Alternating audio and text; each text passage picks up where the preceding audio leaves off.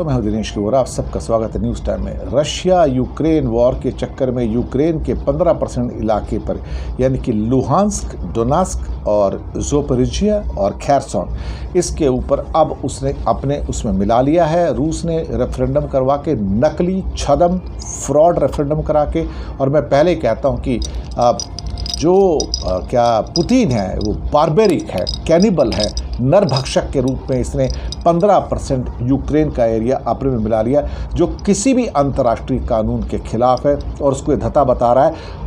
और सबसे बड़ी बात है कि जब इसके ऊपर वोटिंग कराई गई यूनाइटेड नेशन सिक्योरिटी काउंसिल में, इंडिया ने एब्सटेन किया है। इसका मतलब इंडिया ने एक जालिम का साथ दिया है, एक मजलूम का साथ नहीं दिया, जिसका एरिया तोड़कर रूस ने अपने में मिला लिया। यानी कि भारत चाहता है कि यूक्रेन टूटे और रशिया उसके एरिया को हथिया ले। एब्सटेन करने का मतलब ये होता है।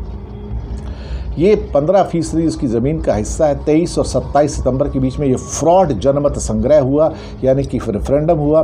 उसके बाद अपने नतीजे उसने घोषित कर दिए और कहा कि डोनेट्स्क में 99%, लुहांस्क के 98%, खेर्सन के 87% और ज़ापोरिज़िया के 93% लोगों ने रूस में शामिल होने में मतदान किया है। इसका मतलब कि अगर मतदान करा के किसी भी एरिया को दूसरे में मिलाया जा सकता है तो भारत के लिए फिर बहुत बड़ी समस्या है, क्योंकि फिर भारत के कुछ ऐसे एरियाज़ हैं जिनके ऊपर पाकिस्तान का दावा है, चीन का दावा है, और वो कभी भी अपनी ओर से वोटिंग करा के कहेंगे अब यह पूरा का पूरा हमारा है, आपको जो करना है कर लो। ये कुछ ऐसे ही है जैसे क्रीमिया के ऊपर 2014 में कब्जा किया था, लेकिन उस समय फिर लोगों ने बर्दाश्त कर लिया था, देशों ने बर्दाश्त कर लिया था, तब वहाँ भी वोटिंग करवाई थी और ये फ्रॉड वोटिंग थी 97 करी। और अब यही सारी की सारी पद्धति यूक्रेन के अंदर लगाई जा रही है। अब व्लादिमीर ज़ेलेंस्की का कहना है कि रूस की इस हरकत के बाद अब हम फास्ट ट्रैक नेटो की सदस्यता के लिए कोशिशें तेज करने जा रहे हैं। पुतिन कह रहे थे रूस के साथ किसी भी किस्म की बातचीत नहीं की जाएगी, और हम अमेरिका का कहना है कि हम यूक्रेन का समर्थन जारी रखेंगे। हम रूस के इस फैसले को नहीं मानते, और अमेरिका 1000 से ज़्यादा रूसी कंपनियों पर प्रतिबंध लगाने का ऐलान करता है और अपने नागरिकों से कहा है कि तत्काल जो रूस में है वो रूस छोड़ दें। ब्रिटेन ने भी रूस पर नई सेवाओं और माल के निर्यात पर प्रतिबंध लगा दिया है। ईयू ने भी रूस पर और अधिक प्रतिबंध लगाने की बात कही है।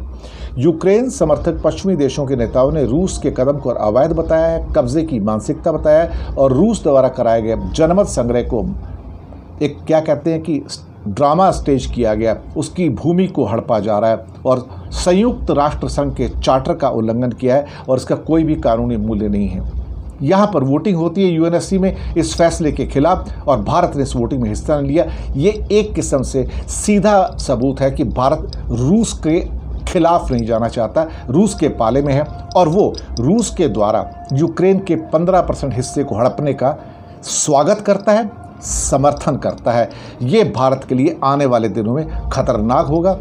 और हालांकि इंडिया का वही रटा रटाया डायलॉग है, बयानबाजी से कुछ नहीं होगा, तनाव बढ़ाना किसी के हित में नहीं है, बातचीत से अपना हल निकालना चाहिए।